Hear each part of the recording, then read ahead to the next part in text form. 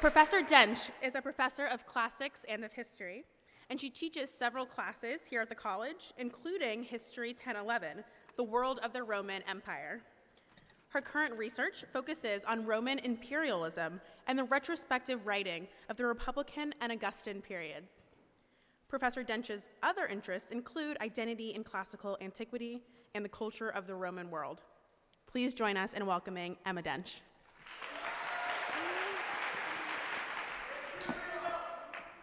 Imperium! That's an in-joke. Thank you so much. Thank you so much. I promise not to do imperium very much. Well, good evening. I'm really glad. I feel like we've had so many big ideas. The one thing we've missed so far is audience participation. And I want to do something about that. I also, having in mind that this is Harvard Thinks Big, I wanted to start by teaching you a very important, serious, profound poem. Will you go with me? And we'll do a bit of sort of recital of this very, very, very important poem. It's going to be quite a cultural moment. Will you stay with me? Yes, that's what I want to hear. Yes. Okay. I'm going to say one line because it's quite complicated, one line at a time, and then you're going to recite it after me. And then, if you're very good, we'll do it all together. Are you ready? Yes. You're very good. Latin is a language. As dead can be. It killed off all the Romans. And now it's killing me. I think that was fairly good, actually, so we'll do it all together now. 1, 2, 3. Latin is a language as dead can be. It killed off all the Romans, and now it's killing me. Very good. Yay! So I learned that poem first in approximately, we deal with approximate dates in Roman history. So I learned that poem in approximately 1000 BCE, when I was at high school. And I have to say, even in 1000 BCE, we actually used to recite it ironically, because the one thing everybody knows about Latin is it's incredibly cool, is it not? Yes. It's incredibly, incredibly cool. And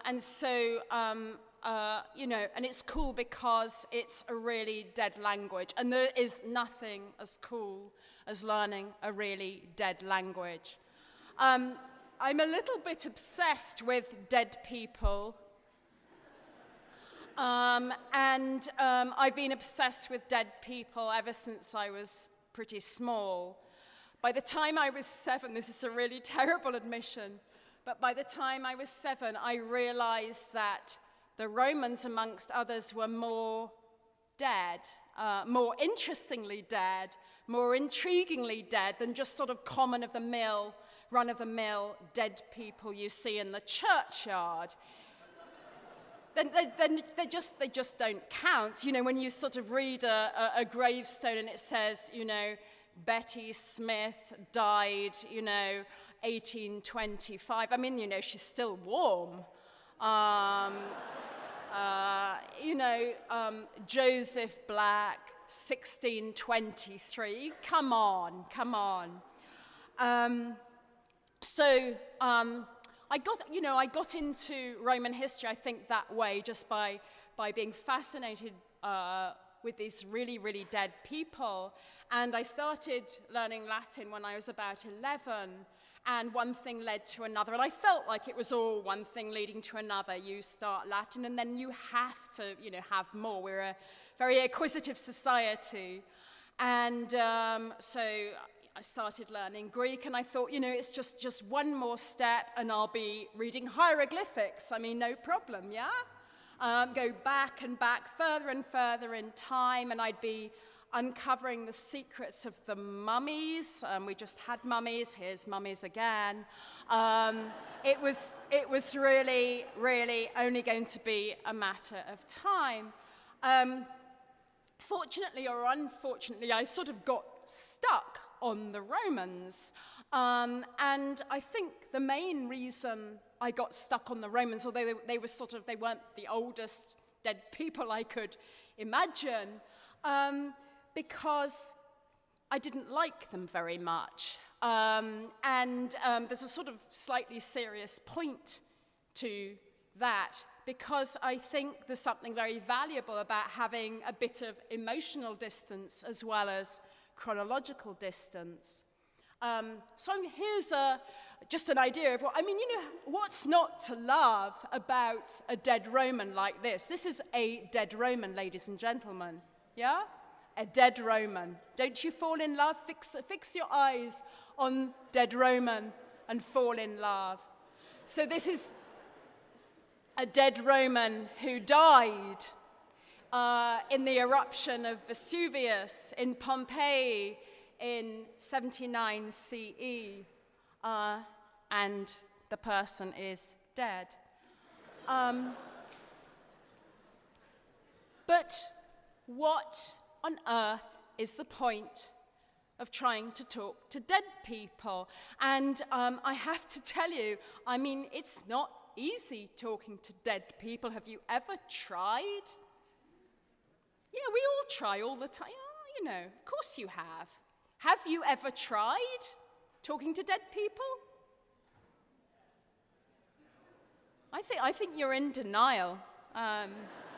Personally, I'm in denial. Well, talking to really, really dead people is harder, and I'll give you a little vignette. I imagine many of my best friends are modern historians, and this is how a phone call gossiping with one of my modern historian friends go, and it goes something like this, and I'll do it in a nicely stilted way so you get the point. Okay, my friend said, well, it's been great talking to you, but I have to go now because I have 700 boxes of, letters and documents to get through still for my project. And I'm not envious, not at all, no. So I say, oh yes, well, actually, do you like my acting of this conversation? It's very animated. So I say, okay, yes, I have to go too, because I've got 3.5 letters on a papyrus, and I think I know what 2 of them are, and I've got a bit of broken potsherd, and I've also, it's really exciting, I've got a coin, and I think it might be an emperor's head on it, and I'm going to use these to make a story about Roman antiquity, and I think I can do it in about 6 months. That's the kind of exciting life I lead. That's what it's like to be at the cutting edge of Roman history. Well, so what on earth would be the point? So one of the points of, I am told, of trying to talk to very, very dead people is that they can tell us about us. That's what I'm told. They can tell us about where we've been, where we are, and where we're going. And in this glorious country, which is not my own, but I love it. I love this country. In this glorious country, I think one of the wonderful things about this wonderful country is that I can't do that, have this sort of hotline to Rome. Let me give you 4 examples. Always need examples. In Rome, we've got a Senate. You're learning Roman history. It's really exciting, isn't it? We have, yes, isn't it? Yes, thank you. In Rome, we have a Senate, we have a Capitol, and we have a Roman hero. This is a difficult name now, and he's called Cincinnatus. You're quite well trained.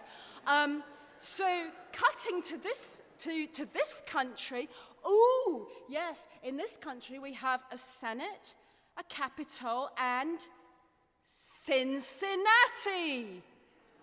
Anybody from Ohio? This is for you. This is for you. So, we can go further. Did you know that we have a self-consciously multicultural society? Did you know Rome had a self-consciously multicultural society? Did you know that? No. Well, these are the more familiar images of Roman mythology on the left. Romulus and Remus and the she-wolf, very nice. On the right, I mean, I kind of call him a hero, but he's not a very impressive hero. This is Aeneas. You know what a Greek hero does. It's, Superman. Aeneas gets to carry his dad on his shoulders and sort of shuffle the kid along. It's kind of, I always wonder why there aren't more movies made of Aeneas. It's kind of, anyway, but alongside these very, very familiar myths, did you know that Rome had a myth of the making of the citizen body, that Romulus, one of the, here we go, not suckling mother's milk, but suckling milk, there, sucking, look. Look, it's proof, isn't it? Professor Hind, it's proof, yes, of everything. So one of these children grew up to open an asylum, and that asylum was open to vagabonds, foreigners, slaves, you name it, and anybody could come to it. Does that sound familiar? Yes. Anybody can come, right, Rome. One very sort of important point of what we might do with Rome is we might find out, because we are Rome, will we fall? And the answer to that, in my considered scholarly opinion, is I haven't a clue. Okay? So what I would like to do with Rome, and I promise I will be quick about this, is something a bit more subtle, but much, much more interesting, I think.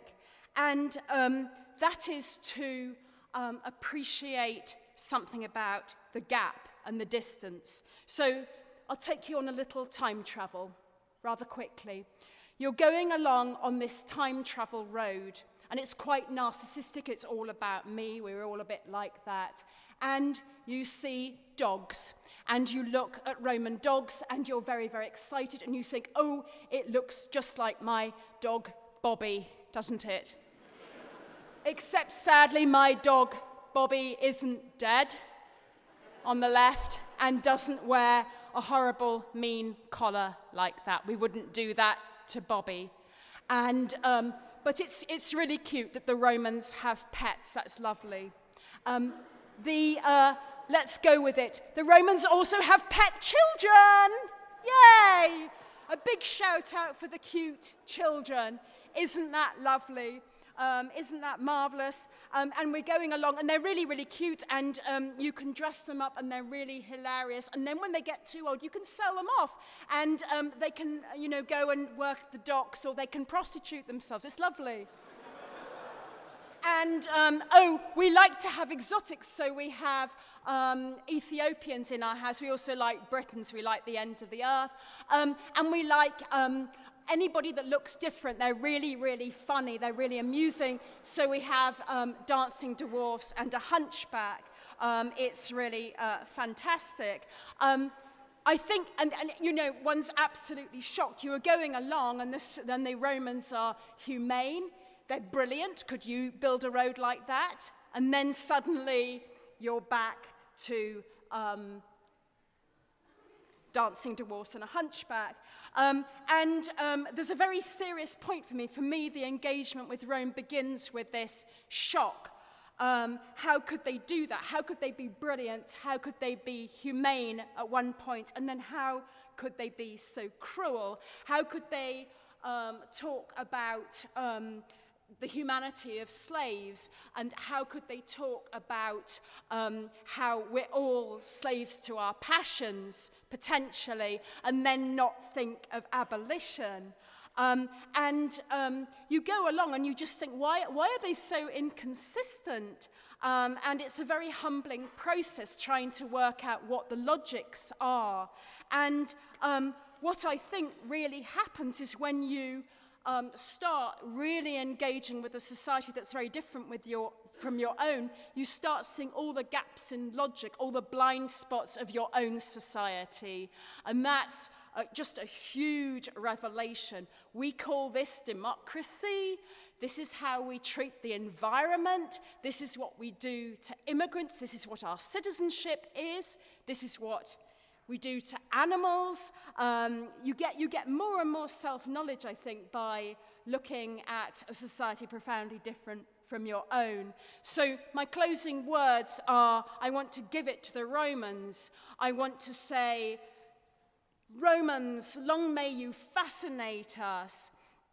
Long may you humble us. They'd like that idea. And now, very quickly, I want to teach you a bit of Latin to end this with. I want to say, long live the Romans. We want Romani. And I want to say, because I started with it, to end with it, long live the Latin language. Long live Latin, we would say. Vivat lingua Latina. Thank you so much. And thank you to Sarah Rouse, who did my beautiful pictures. Thank you.